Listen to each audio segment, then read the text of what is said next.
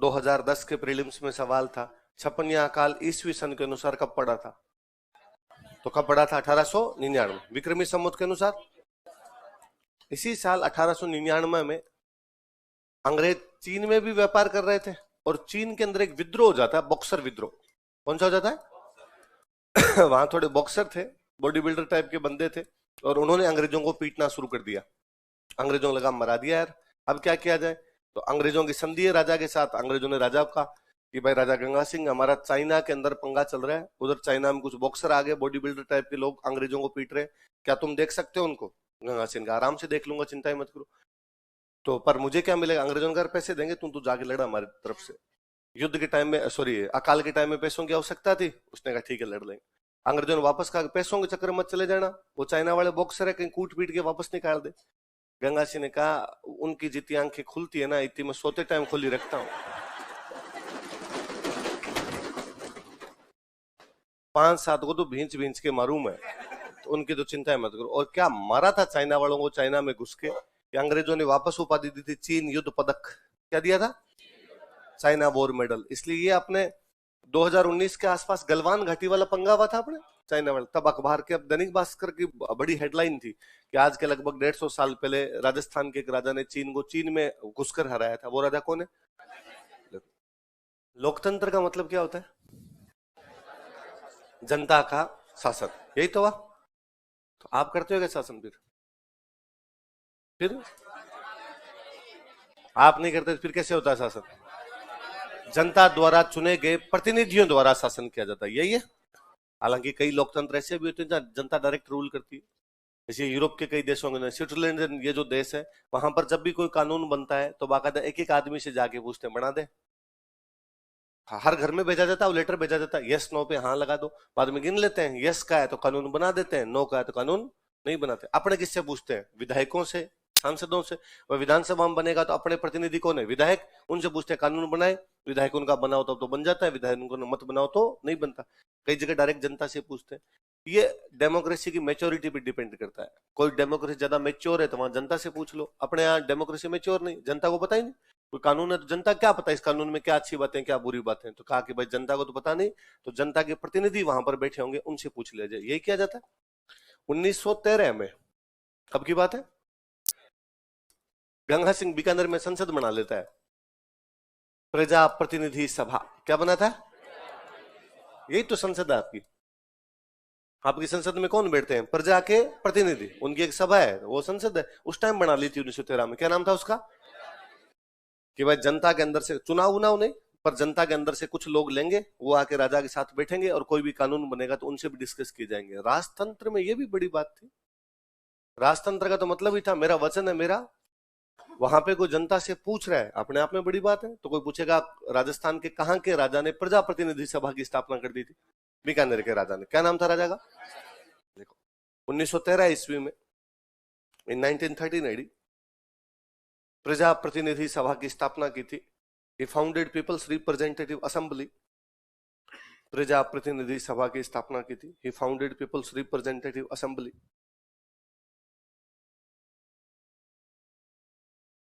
प्रजा प्रतिनिधि सभा की स्थापना की थी। He founded People's Representative Assembly। एक महिला का यदि आपने नाम सुना हो तो एनी बिसेंट। एनी बिसेंट 1898 में, कब की बात है? बनारस में हिंदू कॉलेज बनाती है। कहां बनाती है? बनारस। क्या बनाती है? कब बनाती है? 1898।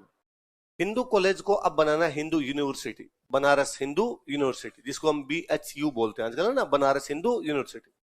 और ये प्रयास कर रहे हैं भाई कॉलेज का यूनिवर्सिटी बन जाए, ये प्रयास कर रहे हैं मदन मोहन मालवीय। कौन कर रहे हैं? पर मदन मोहन मालवीय जानते थे कॉलेज से यूनिवर्सिटी बनाने के लिए ज्यादा संसाधन चाहिए भाई, बड़ा कैंपस होना चाहिए, खूब सारे रूम होने चाहिए, खूब लाइब्रेरीज होनी चाहिए, खूब सारा स्टाफ होना चाहिए। इसके लिए क्या लगेंगे? पैसे। पैसे कहां से आएंगे? तो उन्होंने कहा सब राजा महाराजाओं से ले लेंगे, सेठ साहूकारों से ले लेंगे, पैसे वाले लोगों से ले लेंगे, बाकी भी कुछ चंदा देना चाहे उनसे ले लेंगे। मदन मोहन मालवीय भाई घूमने लगे भारत के अंदर, सारे राजाओं के पास, सेठ साहूकारों के पास, और सबने चंदे दिए भाई, जिसकी जितनी श्रद्धा थी, जो जितना दे सकता था, जितनी इच्छा थी, उन्होंने चंदे दिए। ऐसे करते करते करते करते मदन मोहन मालवीय बीकानेर पहुंचे, ठेठ एकदम पश्चिमी बॉर्डर पर बीकानेर पड़ा। राजा महाराजा सुबह सुबह थोड़ा बहुत दान दिया ही करते थे। तो राजा का सुबह दान वालों की लाइन लगी हुई है, राजा किसी को कंबल दे रहा है, किसी को पैसे दे रहा है, किसी को खाने पीने का सामान दे रहा है। उस लाइन में राजा ने अचानक देखा कि उसमें एक पंडित जी खड़े, और राजा ने कहा, अरे पंडित जी आप कैसे खड़े हो, आगे आओ। वो पंडित जी खड़े मदन मोहन मालवीय। मदन मोहन मालवीय ने कहा, नहीं साहब, वैसे तो मैं आपका दोस्त हूं, मैं आपको जानते हैं। मदन मोहन मालवीय बहुत बड़े वकील थे उस समय, भारतीय कांग्रेस के बहुत बड़े नेता थे। गंगा सिंह कहा, अरे आप यहाँ क्यों खड़े हो, आओ आओ, कोई बात है तो बताओ, बैठो यहाँ पर आके। तो उनका, नहीं नहीं, आज तो मैं खड़ा ही रहूंगा, और मैं तो BHU के लिए दान लेने आया हूँ। किसके लिए? राजा ने कहा, हाँ साहब देंगे दान, बताओ कितना देना है। कि देख लो साहब, अपने हिसाब से दो, जयपुर के राजा ने 5 लाख रुपए दिए हैं, अलवर वालों ने 4 लाख रुपए दिए हैं, आप देख लो कितना देना है। और चंदा लेने जो भी आता है इसी प्रकार भड़काता है ना। आपके घर पे भी कोई चंदा लेने आता हो, यही कहता है कि ये जो आपके पड़ोसी इन्होंने 500 दिए, ये लीचड़ आदमी, ये जब 500 दे सकता था आपके, तो पकड़ 1100 तू तो आपके अगले पड़ोसी को जाकर कहता है, ये जो आपके पिछला ना कंजूस मक्खी चूस, जिसने जिंदगी में मंगते ने किसी को 5 रुपए नहीं दिए, इसने भी 1100 दिए। अगला कहता है 2100 ले जा अपनी तरफ। ऐसा करते हैं। तो गंगा सिंह जी को कहा, भाई देख लो बाकी राजाओं ने इतने इतने दिए। गंगा सिंह जी ने कहा कि आप तो ये ब्लैंक चेक पकड़ो, जितने चाहिए आपसे अपने। क्योंकि मदन मोहन मालवीय ने यह कहा था कि राजा जी जितने ज्यादा दे सकते हो उतने दीजिए, क्योंकि हमारे अभी तक बहुत कम रुपए पड़ रहे हैं। तो खाली चेक ही दे दिया था कि जितने आपके भरे जाए उतने रख लेना। तो 2010 के प्री में यह भी क्वेश्चन था कि राजस्थान के कौन से राजा ने BHU के निर्माण में सर्वाधिक योगदान दिया था। तो वो राजा कौन था? मदन मोहन मालवीय नतमस्तक हुए। गंगा सिंह BHU के VC थे। होता है VC, होता है वाइस चांसलर। गारे साहब टिल डेथ 37 के आसपास गंगा सिंह जी की तबीयत खराब हो गई थी, तो लेटर लिख के भेजा था। भाई वैसे तो था नहीं कि BHU में जाके बैठना है, बस यूं घोषित कर दिया, भाई आप हो हमारे सर्वे सर्वा, तो आप ही हो। तो गंगा सिंह जी ने वापस लेटर लिख के दिया, भाई मेरी तबीयत खराब रहती है, मेरे से नहीं आया जाता, इस पोस्ट से मुक्ति दो मेरे को, किसी और को रख लो। BHU ने वापस कहा, नहीं साहब आप हो तब तक तो आप ही हो, आपकी वजह से बैठे हैं इधर हम। जब तक राजतंत्र था, जब तक लोकतंत्र नहीं आया था, जब तक देश आजाद नहीं हुआ था, बीकानेर के बच्चों के लिए BHU में फीस नहीं लगती थी। वो राजा कहा हुआ था कि बीकानेर के जो भी बच्चे एडमिशन लेंगे उनकी फीस मैं भर दूंगा, उनकी हॉस्टल की फीस है वो सारी मैं भर दूंगा, हमारे लिए इतनी सीटें रिजर्व रख दो। तो कुछ सीटें रिजर्व रखी जाती थी, उनकी फीस, उनकी हॉस्टल की फीस पूरी की पूरी बाद में बीकानेर का जो भी राजा हुआ करता वो भर दिया करता। तो कोई पूछेगा आपसे कि BHU के लिए सबसे अधिक पैसे राजस्थान में कौन दे रहा था, लिखो। ये 5 देश हारे थे, इन्होंने लड़ाई शुरू की थी। जीतने वाले इंग्लैंड, फ्रांस, हॉलैंड, ये सब पूरी दुनिया एक तरफ है। तो कहा भाई ये जो है इन लोगों ने लड़ाई शुरू की थी, इनके मन में आया था लड़ाई शुरू की जाए, इस वजह से पूरी दुनिया में विश्व युद्ध हो गया। तो इनको ऐसा दंड दो कि आइंदा से दोबारा कभी भी विश्व युद्ध जैसी स्थिति। तो 2 काम करने हैं, एक तो इनको दंडित करना है, और एक को ऐसी संस्था बनानी है कि आइंदा से किसी भी प्रकार का कोई विश्व युद्ध ना हो। वो जो संस्था संगठन बनाया गया उसका नाम था राष्ट्र संघ। क्या नाम था? League of Nations. क्या नाम था? और इन 5 के साथ अलग अलग संधियां की गई। जर्मनी के साथ अलग संधि, इसके टर्की के साथ अलग, बुल्गारिया के साथ अलग, ऑस्ट्रिया के साथ अलग, हंगरी के साथ अलग, और लिखवाया कि आइंदा से हम लड़ाई नहीं करें। आपने कभी नाम सुना हो तो जर्मनी के साथ हुई वर्साई की संधि, पढ़ते हो वर्साई की संधि? तो ये वर्साई की संधि, ये सब बातें कहां की जा रही है कि ये संधि वर्साई की संधि की जाएगी? पेरिस में। कहां की जा रही है? तो पेरिस पीस कॉन्फ्रेंस। क्या बुलाई गई थी? तो पेरिस शांति सम्मेलन कौन से विश्व युद्ध के बाद बुलाया गया? वहां बैठ के ड्राफ्ट तैयार किया कि जर्मनी के साथ क्या संधि करनी है। फिर जर्मनी से साइन जहां करवाए गए थे ना, उस जगह का नाम है वर्साय। क्या नाम है? इसलिए उस संधि का नाम क्या हो गया? ऐसे अलग अलग संधियां हैं, किसी के साथ सेंट जर्मे की संधि, सेब्रे की संधि, ट्रियानो की संधि, न्यू इली की संधि। 5 देश 5 संधियां, वर्साई की संधि, सेब्रे की संधि, सेंट जर्मे की संधि, न्यू इली की संधि, ट्रियानो की संधि। और इन संधियों का सारा प्रारूप बैठ के कहां तैयार किया गया? पेरिस। कहां किया गया? दुनिया के 32 लोगों ने। कितने लोगों ने? पूरी दुनिया से कितने लोग बुलाए गए? 32। उनमें भारत से एक ही आदमी था, गंगा सिंह। कौन आदमी था? गंगा सिंह। तो गंगा सिंह ने कौन से शांति सम्मेलन में भाग लिया? याद रहेगी बात, देखो। गंगा सिंह कब हुआ था पेरिस शांति सम्मेलन? पूरी दुनिया से कितने लोग गए थे? कितने लोग गए थे? 32। आप लंदन में एक वॉर म्यूजियम बना हुआ है, उस वॉर म्यूजियम में फर्स्ट वर्ल्ड वॉर में जो कुछ हुआ वो वहां पे लगाया हुआ है। टैंक रखे हुए हैं कि वर्ल्ड वॉर में कैसे टैंक वगैरह जो हथियार यूज में लिए गए वो रखे हुए हैं। वर्ल्ड वॉर में कैसे दुनिया बर्बाद हो गई थी उसकी पिक्चर्स वहां पे लगाए हुए हैं, ताकि आने वाले देखें तो पता चले कि यार वर्ल्ड वॉर अच्छी चीज नहीं होती है, किस प्रकार महिलाओं बच्चों को नुकसान उठाना पड़ता है। जो जो वर्ल्ड वॉर में हुआ पिक्चर्स के माध्यम से, कुछ चीजें रखी हुई उनके माध्यम से वहां पे अभिव्यक्त किया गया। तो उस वॉर म्यूजियम में 32 मूर्तियां लगाई गई है। कितनी मूर्तियां? उन 32 लोगों की जिन्होंने पेरिस शांति सम्मेलन में भाग लिया। तो मूर्तियां बनी हुई, उनके पुतले बने हुए वहां पे। उन 32 में से 31 मूर्तियां, 31 जो मूर्तियां हैं, उन सब में जो कपड़े पहना रखे हैं वो काले कोट पैंट है। कैसे कपड़े? क्यों? नेताओं के कपड़े कैसे होते हैं? काले कोट पैंट। अभी भी देखो दुनिया के बड़े बड़े नेताओं की जब भी मीटिंग होगी ज्यादातर लोगों क्या पहने होंगे? काले कोट पैंट। वो इंटरनेशनल ड्रेस बनी हुई है। उनमें एक पुतला ऐसा है, एक मूर्ति ऐसी है जिसके खाकी कपड़े हैं। कैसे कपड़े? आर्मी ड्रेस, आर्मी वाले ड्रेस होते हैं, खाकी कपड़े, और सिर पे पगड़ी है। आर्मी, जो कोई लंदन के वॉर म्यूजियम में आता है वो पूछता है कि जब 31 लोगों की ड्रेस एक जैसी है तो एक आदमी की ड्रेस अलग कैसे है और इसके सिर पे ये पगड़ी क्यों है? तब उसको गाइड बताता है कि एक आदमी बीकानेर का राजा गंगा सिंह था, इसकी ड्रेस इसलिए है क्योंकि न केवल इसने शांति सम्मेलन में भाग लिया बल्कि युद्ध में भी भाग लिया था। तो युद्ध में भाग लेने वाला कौन होगा? सैनिक। सैनिक के कपड़े कैसे होंगे? खाकी। जहां तक पगड़ी की बात है, ये राजस्थान का रहने वाला था, राजस्थान के लोग क्या बांधा करते थे? इसका मतलब पेरिस शांति सम्मेलन में भी क्या बांध के बैठा था, इसलिए वॉर म्यूजियम में उसकी वैसी फोटो लगी हुई है। तो कौन से शांति सम्मेलन में भाग लिया? है ना, पेरिस शांति सम्मेलन। वहां से जब वापस आ रहा था राजा तो रोम में रुका हुआ था। कहां पे रुका हुआ है? रोम से अंग्रेजों को एक लेटर लिखता है। तो पेरिस शांति सम्मेलन में ऐसी बातें की गई थी कि भाई लड़ाई क्यों हो जाती है? तो लड़ाई का एक बड़ा कारण ये माना गया था कि भाई जैसे जर्मनी के अंदर अलग अलग जाति के लोग रहते थे। जर्मनी में लोग रहते पोल जाति के। कौन जाति के? पोल जाति के। तो उनका कहना था भाई हम जर्मन्स के नीचे क्यों रहे, तो हमारा देश होना चाहिए पोलैंड। कौन सा देश हो? तो कि भाई अलग अलग जाति के जो लोग होते हैं अपना शासन अलग अलग करना चाहते हैं, किसी के अधीन रहना नहीं चाहते हैं। तो फिर वर्ल्ड वॉर के अंदर ये कहा गया कि जिसकी जहां इच्छा हो वो वहां पे रहे, किसी के भी अधीन रहने की आवश्यकता। तो गंगा सिंह जी रोम से अंग्रेजों को लेटर लिखते हैं कि भारत की इच्छा भी अंग्रेजों के अधीन रहने की नहीं है, इसलिए भारत को सेल्फ रूल दिया जाए। क्या दिया जाए? सेल्फ मतलब खुद का, रूल मतलब शासन। भारत को खुद की गवर्नमेंट दी जाए, उनको सेल्फ रूल दिया जाए, या हिंदी में अपने कहते हैं स्वशासन। क्या दिया जाए? तो भारत के कौन से राजा ने अंग्रेजों से स्वशासन मांगा था? गंगा से। कौन से शांति सम्मेलन से लौटते समय? कहां से लेटर लिखा था? रोम। इसलिए उस लेटर का नाम ही हो गया रोम नोट। क्या हो गया? कहां से नोट लिख के भेजा था? तो आरपीसी का सवाल है, रोम नोट कौन से राजा ने लिखा था? याद रहेगी बात? देखो अब एक बात सुनना, समझना मेरी बात आप। हुआ यूं था कि 1899 में छप्पनिया अकाल पड़ा। अकाल का मतलब है बारिश नहीं होगी। बारिश नहीं होती 2-4 साल तो किसानों के पास जो खाने पीने का अनाज था वो क्या हो गया? समाप्त। लोग भूखे मरेंगे। तो छप्पनिया काल में लोग भूख से मर गए थे। बड़ी विडंबना है ना कि भूख से आदमी कोई मर जाए। हारी बीमारी और किसी तरीके से भगवान उठा ले, ठीक बात है, पर किसी कोई व्यक्ति इस वजह से मर गया क्योंकि उसे खाने का कुछ भी मिला नहीं था, अनाज नहीं था। राजा को बड़ा दुख हुआ। राजा को लगा कि अरे यार ये तो बड़ी प्रॉब्लम है। और बीकानेर में प्रॉब्लम इसलिए बढ़ जाती है कि बीकानेर के पूरे इलाके में कोई नदी नहीं। भाई बाकी जगह तो बारिश होगी तब नदियों से वापस खेती हो जाएगी, इधर तो अपने को नदी भी नहीं है। नदी नहीं है तो पानी स्टोर भी नहीं कर सकते, खेती भी नहीं कर सकते, क्या किया जाए? तो राजा को लगा यार नहीं नहीं, ऐसे जनता को मरने तो नहीं देंगे अपने, तो क्या करें? तो अपने और किसी नदी से पानी लेके आ जाते हैं। तो बीकानेर की बाउंड्री टच करती पंजाब की। पंजाब, गंगानगर हनुमानगढ़ बीकानेर में आते थे। गंगानगर की बाउंड्री किसके टच हो जाती है? पंजाब। पर पंजाब अंग्रेजों के पास था, पंजाब राजा के पास नहीं। अपने इलाके से अपने इलाके में नहर लानी तो बड़ी बात नहीं, दूसरे इलाके से नहर लानी, वो भी इलाका किसका? अंग्रेजों का। तो राजा ने अंग्रेजों से बातचीत की कि आप मेरे को पंजाब का पानी दे दो और मैं बीकानेर ले जाऊंगा नहर बना के यहां से। तो सतलज का पानी दिया। किसका पानी दिया? पंजाब में एक जगह पड़ती है फिरोजपुर हेड। कौन सी जगह? उस फिरोजपुर नाम की जगह से पानी लेके आए। गंगा सिंह नहर लेके, इसलिए नहर का नाम क्या पड़ा? गंग नहर। पास में शहर बसा, शहर का नाम रखा गया गंगानगर। क्या नाम रखा गया? वरना पहले गंगानगर का नाम हुआ करता रामनगर।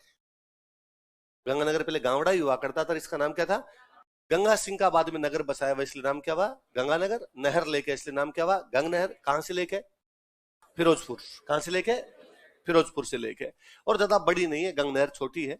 वहां फिरोजपुर से आती है, पंजाब में बहती है, फिर गंगानगर में आती है, थोड़ा सा हनुमानगढ़ की तरफ। अब जब हनुमानगढ़ बन गया थोड़ा सा इधर चली जाती है, इतने में समाप्त हो जाती है। पर गंग नहर ऊपर से पूरी पैक है, बंद है।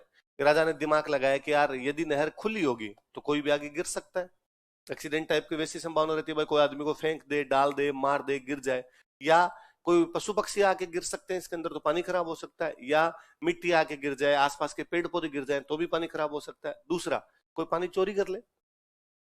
पाइप लगाए, पाइप लगा के खींच लिया पानी, तो इसलिए नहर को ऊपर से क्या कर दिया जाए? बंद। तो गंग नहर ऊपर से पैक आती है, बंद आती है। राजा नहर लेके आ गया। 47 में जब देश आजाद हो रहा था तो पंजाब के टुकड़े किए गए। पंजाब के टुकड़े किए गए तो फिरोजपुर जा रहा है पाकिस्तान में। फिरोजपुर कहां जा रहा था? गंगा सिंह की तब तक डेथ हो गई थी। गंगा सिंह के बेटे राजा बने हुए, बेटे का नाम था शार्दुल सिंह। क्या नाम था? उस समय भारत का गवर्नर जनरल हुआ करता माउंटबेटन। कौन था? माउंटबेटन। गंगा सिंह दोनों बहुत अच्छे दोस्त थे। माउंटबेटन और गंगा सिंह दोनों सेकंड वर्ल्ड वॉर में साथ लड़े हुए थे। तो माउंटबेटन गंगा सिंह को जानता था, तो शार्दुल सिंह माउंटबेटन के पास गए और माउंटबेटन को जाकर के, अंकल हमने सुना है कि फिरोजपुर पाकिस्तान में जाएगा। हाँ यार, पंजाब को डिवाइड करेंगे, पंजाब को डिवाइड करेंगे तो फिरोजपुर उधर जाएगा, तो यदि फिरोजपुर पाकिस्तान के अंदर जाएगा तो पाकिस्तान हमारा पानी रोक देगा। गंग नहर वहां से निकल के आती है, तो वो कहेगा पानी नहीं, वो कहेगा भाई दो शर्त है, या तो पानी लो और पाकिस्तान में मिल जाओ, तो हम क्या करेंगे। तो फिर माउंटबेटन ने कहा चिंता मत करो, तुम इंडिया में मिलने के लिए तैयार होगे, हाँ तुम्हें फिरोजपुर इधर लेके आ जाऊंगा। कैसे लेके आ जाओ, उसने कहा लाइन हमें तो खींचनी है। कहा है तुम्हारा फिरोजपुर की है लाइन, कहाँ से जा रही है, कहाँ से चेंज है लाइन, अब लाइन पहले इधर से जा रही थी भाई, ये है तो पहले लाइन इधर से जा रही थी, उसने कहा इधर से जाएगी। तो ये फिरोजपुर अपनी साइड में इसलिए आ गया क्योंकि बीकानेर, या उल्टा कह दीजिए बीकानेर अपनी साइड में इसलिए क्योंकि फिरोजपुर, यदि फिरोजपुर उधर जाता तो बीकानेर को भी उधर जाना पड़ता। तो ये बाद में अंग्रेजों ने दिमाग लगाया फिरोजपुर उधर लेके आए, क्योंकि गंग नहर यहाँ से निकल के आती। अब देश आजाद हो गया, नेहरू जी अपने प्रधानमंत्री बन गए। कंवर सेन जो कि इस नहर के इंजीनियर थे, वो नेहरू जी से जाकर मिले। उन्होंने नेहरू जी को जाकर कहा कि नेहरू जी, हमारा एक राजा था, राजा के पास ज्यादा पैसे भी नहीं थे, आप देख लो जब खेती नहीं है तो टैक्स आता कहां से है, ज्यादा पैसे भी राजा के पास नहीं थे, फिर भी राजा ने हिम्मत दिखाई, उस समय नहर लेके आ गया। गंग नहर लाने के लिए रानियों के गहने बेचे थे, पैसे नहीं थे, कहां से लेके आते पैसे, तो अडाने वडाने रख के जो पड़ा था सोना चांदी पड़ा, एक बार किसी सेठ को गिरवी रखा कि पैसे दो, एक बार नहर लाते हैं, इनकम होगी तो वापस चुका देंगे धीरे धीरे। फिर भी राजा ने हिम्मत दिखाई, अंग्रेजों से बातचीत करके भी नहर लेके आ गए थे, क्योंकि पंजाब हमारा नहीं था, पंजाब किसका था, अंग्रेजों। अब नेहरू जी पंजाब भी अपना है, राजस्थान भी अपना है, भारत एक बड़ा देश है, संसाधनों की भी कमी नहीं, थोड़ा बड़ा जीव दिखाओ, बड़ी नहर लेके आओ। नेहरू जी ने बड़ा जीव दिखाया। हम 1958 में एक नई नहर लेके, राजस्थान नहर, क्या लेके, राजस्थान के लिए, इसलिए नहर का नाम क्या था, राजस्थान नहर, आरसीपी, क्या नाम था, राजस्थान कैनाल प्रोजेक्ट, आरसीपी लेके आए थे। कब लेके आए, 1958। उसका इंजीनियर भी कौन है, कंवर सिंह, कौन है उसका भी, कंवर सिंह। कौन प्रधानमंत्री कौन है अपने, नेहरू जी। वो पंजाब में जिस जगह से निकल के आती है उस जगह का नाम है हरी के बैराज, क्या नाम है, हरी के बैराज। गंग नहर कहां से निकल के आती है, फिरोजपुर, कब आई, 1927, कौन लेके आए, गंगा सिंह। राजस्थान नहर कहां से निकल के आती है, हरी के बैराज, कब आई, 1958, कौन लेके, नेहरू जी, नेहरू जी का। तो समानता यह है कि दोनों का इंजीनियर सेम, और इंजीनियर कौन है, कंवर सिंह, कौन है, कंवर। राजस्थान नहर खूब लंबी है, ठेठ जैसलमेर तक राजस्थान नहर जारी। 1983 में इंदिरा गांधी का राजस्थान का दौरा था, इंदिरा गांधी के राजस्थान दौरे के बाद में राजस्थान नहर का नाम बदलकर क्या कर दिया गया, क्या कर दिया गया, इंदिरा गांधी। बाकी पहले इसका नाम क्या था, इसलिए आज भी जो बुजुर्ग व्यक्ति है वो इसको इंदिरा गांधी नहर अभी भी नहीं बोलते, वो आरसीपी बोलते हैं, आरसीपी है, आरसीपी है, राजस्थान कनाल ही करते रहते हैं। बाद नई पीढ़ी ने इसको आईजीएनपी बोलना शुरू किया, इंदिरा गांधी नहर परियोजना आईजीएनपी बोलना शुरू किया। बाकी पुराने टाइम के सारे लोग इसको क्या बोलते हैं, आरसीपी। तो दो नहरें हैं, एक नहर कौन सी, गंग नहर, एक नहर कौन सी, इंदिरा गांधी नहर या राजस्थान नहर कर दो। गंग नहर कब आई आपकी, इंदिरा गांधी नहर कब आई, इंदिरा गांधी नहर का पुराना नाम क्या था, राजस्थान। गंग नहर कहां से आती है आपकी, फिरोजपुर। इंदिरा गांधी नहर, गंग नहर केवल गंगानगर में, और इंदिरा गांधी नहर आपकी ठेठ लंबी जैसलमेर तक, ठेठ आगे तक जा रही है अपनी, यही तो है। ये बात इसलिए बता रहा था कि प्लीज ध्यान रखें, दोनों नहरें अलग अलग है। क्योंकि मैं कई बार व्हाट्सएप पर पढ़ता हूं कि कोई मैसेज कर देता है कि देखिए कांग्रेस की काली करतूत, बदल दिया गंग नहर का नाम, राजा की नहर का नाम बदल कर दिया इंदिरा गांधी नहर के नाम पर, नहर लाया था गंगा सिंह, नहर का नाम इंदिरा गांधी। ये कांग्रेस के काले कारनामे। व्हाट्सएप पे मैसेज आया तो मैंने इग्नोर मारा, मगर यार कोई अपने जैसा बैठा बैठा टाइप कर देता है, लीजिए कांग्रेस की काली करतूत, क्या फर्क पड़ता है। एक दिन अखबार वालों ने छाप दिया कि राजा की नहर का नाम बदल कर दिया गया इंदिरा गांधी नहर। मुझे तो भी लगा कि यार आप अखबार वाले भी ज्यादा दिमाग लगाते नहीं है, ये भी कई बार छाप छूप देते हैं, इनके जो दिमाग में आता ना वैसा लिख लुखा देते हैं, कई बार दूसरे दिन लिख देते हैं गलती हो गई है ना, इतनी तो बात है और क्या किया जाए।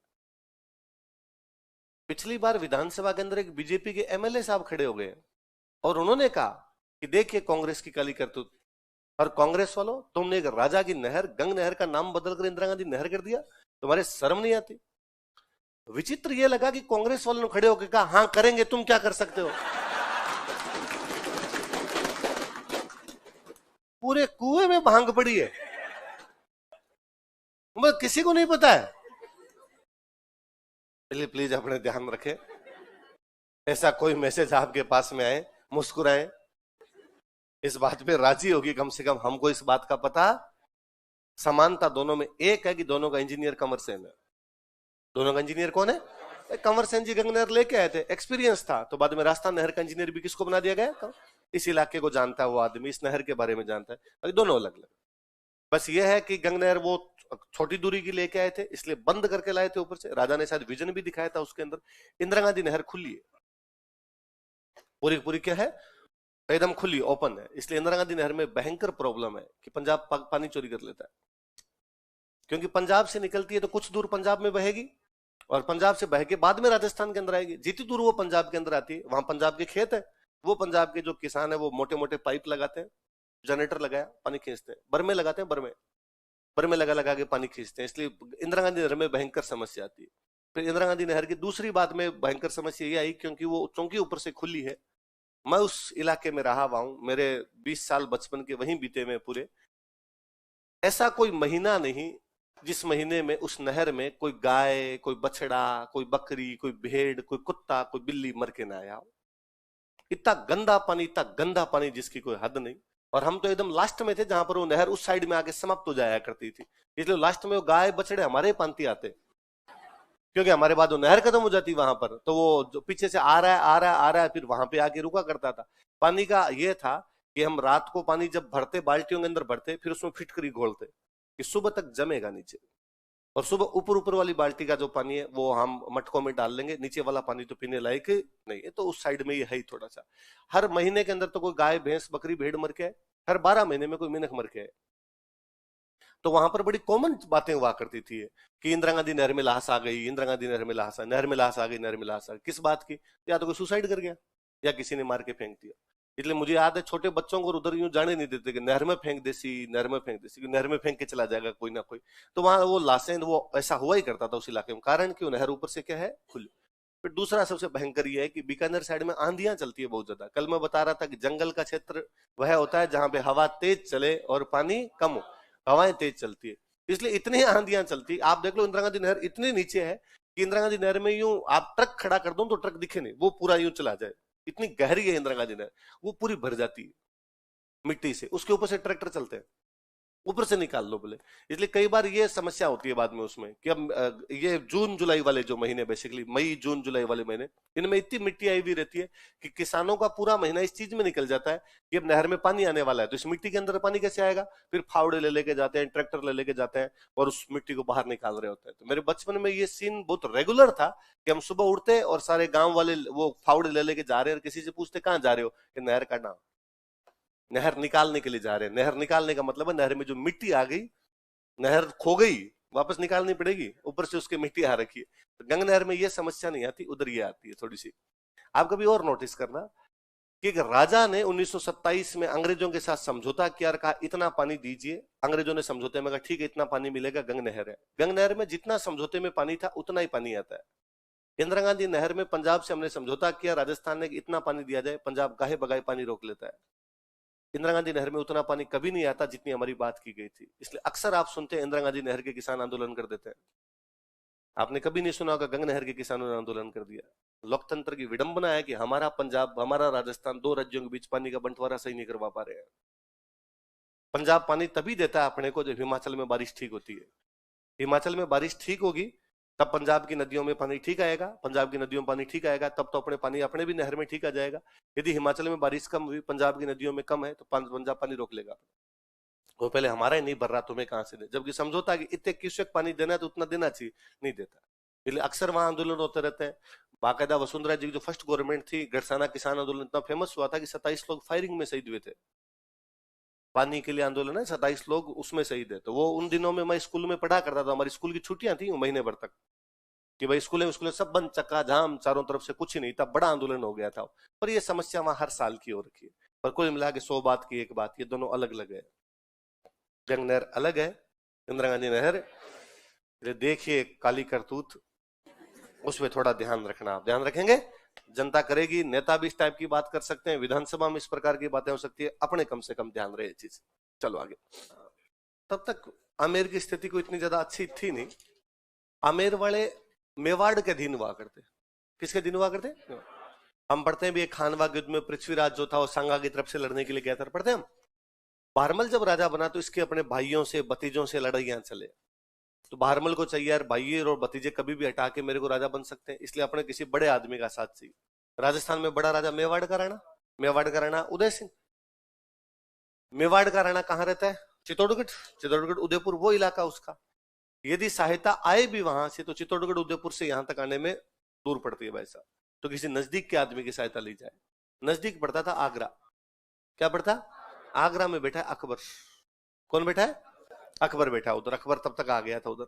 अकबर आ गया था तो इसको लगा यार क्यों ना अकबर से सहायता मांगी जाए। अकबर अपने को जानता नहीं, अपने को कौन मिलाएगा अकबर से।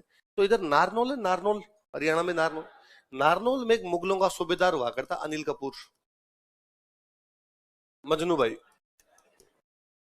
मजनू खां। कौन था? इसने मजनू खां से बातचीत की, मजनू भाई अकबर से मिलवा दे, थोड़ा ठीक रहे यार। तो मजनू भाई इसको पहली बार अकबर से मिलवाता है। यदि आपने जोधा अकबर मूवी देखी तो उसमें एक सीन है कि अकबर अपने छत के ऊपर खड़ा है, महल की छत पे, नीचे हाथी बिगड़ गए, हाथियों की लड़ाई हो रही है और जनता भाग रही है हाथियों के डर के मारे। अचानक एक बंदा बीच में जाके उन हाथियों को अलग करता है दोनों को। अकबर खड़ा खड़ा पूछा, अरे इन पागल हाथियों के बीच में घुस गए, कौन है? पास खड़ा उसका मंत्री कहता है आमेर का राजा भारमल है। वो जो आमेर का राजा भारमल अकबर से मिलने गया था, मिलाने के लिए कौन लेके गया था? कौन था? अकबर के पास गैरिसन जाकर, भाई देख आगरा पास में है जयपुर के, तेरे को आवश्यकता पड़ेगी हम तेरा साथ देंगे, हमें आवश्यकता पड़े तू हमारा साथ दे। पर अकबर ने तब इनको कोई रिस्पॉन्स दिया नहीं। अकबर ने कहा थोड़े दिन बाद देखेंगे। थोड़े दिनों बाद अकबर जा रहा है अजमेर। कहां पर जा रहा है? अजमेर। ख्वाजा मोइनुद्दीन चिश्ती की दरगाह पर वो जाया करता था। वो 14 बार गया था इस दरगाह। कितनी बार? उसने इस दरगाह को 18 गांव दे रखे। कितने गांव दे रखे? 18 गांव दे रखे। तो वो जब यहां से गुजर रहा था तो सांगानेर रुक गया था। कहां पे रुका हुआ है? रूट ही आगरा से जयपुर होते हुए अजमेर जाते तो सांगानेर के उधर थोड़ा सा रुका हुआ। तो यहाँ सांगानेर के पास में फिर एक कोई मुगलों का सूबेदार था, उसका नाम था चगताई खान। क्या नाम था? तो बहरमल ने चगताई खान को कहा चगताई खान यार मीटिंग करवा देखे। तो चगताई खान ने वापस मिलवाया। वापस मिलवाया तो बहरमल ने कहा भाई अकबर तूने कहा था यार बाद में देखेंगे, अब तू हमारी राजधानी के पास से आया हुआ है, यदि संधि करना चाहे तो देख ले। तो अकबर ने कहा ठीक है मैं एक बार अजमेर जाया हूँ, वापस आते टाइम अपने बातचीत करेंगे, एक बार हाथ जोड़ लूं भगवान के, वापस आते टाइम जो भी बात हो कर ले। जब अकबर वापस आ रहा था तो अकबर सांभर रुका हुआ था। कहाँ रुका हुआ था? वह सांबर में भारमल जाता है और 1562 में अकबर से संधि कर लेता है। राजस्थान का पहला राजा जिसने मुगलों की अधीनता स्वीकार की थी वो कौन था?